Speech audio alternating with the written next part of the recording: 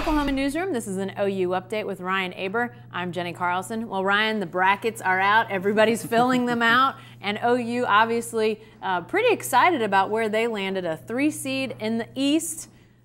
Any surprise, any top of the head thoughts as this rolled out on Sunday? Well, it was a little bit of surprise. I actually thought they'd be a 4, but Oklahoma, with the strength of the Big 12, the way that they finished in conference, finished strong. I know, obviously, either of those losses to Iowa State they'd love to have back, but were able to beat Kansas to end the regular season.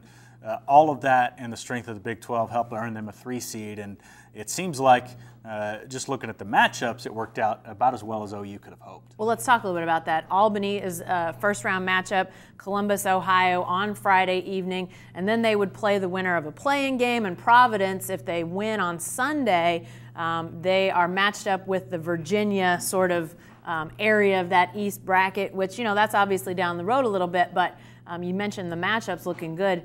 That does seem like a workable path for them. Yeah, no doubt about it. Oklahoma's playing very strong defense this season. That's something that's completely different from last year when they really relied on their outside shooting.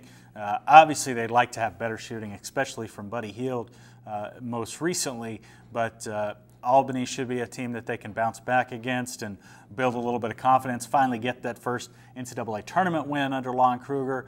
And then Providence, if that's who it is, in the second round or third round, I guess, officially this year, right. The ridiculousness of the bracket, could be a tough matchup. But if you get beyond that, I mean, whoever you face in the Sweet 16 is going to be tough. But Virginia's a team that's battled some injuries. They play really good defense as well, but they're vulnerable to the outside shooting, which if Buddy Hield or Isaiah Cousins have a big game, who knows what could happen. Yeah, we're obviously projecting this out, but still, yes. you got to look at that and say, this seems doable, at least for a few rounds for the Sooners. Okay, let's talk about what happened last weekend in Kansas City. That tough loss to Iowa State. Always good games between OU and Iowa State, it seems like. But this one, another barn burner, came down to the end. A missed layup by Ryan Spangler that would have sent the game to overtime. How are the Sooners doing now? This is, I mean, they've got to have some bounce back in them to manage through that and now get going for the NCAAs, right? Yeah, I think talking to everybody after the game, with the exception of Ryan Spangler, they all seem ready to move forward and you know, take the lessons that they learned in that game. Iowa State's a tough matchup for them. They were able to play them tough in a couple of losses, even though they feel like they should have got them because of the 2 big leads early in those games. But yesterday, Ryan Spangler talked for the first time since missing that layup. He lost the ball when he went up. It's just something that happens. Yeah. But he seemed like he was ready to turn around and be focused. And that's what they need out of Ryan Spangler because, you know, Buddy Hield is a Big 12 Player of the Year, but Ryan Spangler is really the heart and soul of this team. He's the one that pushes them every day in practice.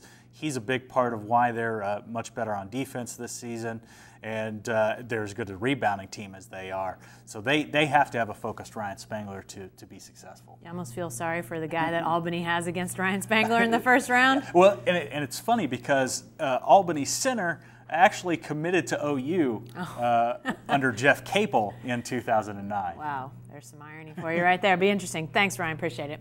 And be sure to stay with the best coverage team anywhere at newsok.com and every day in the Oklahoman.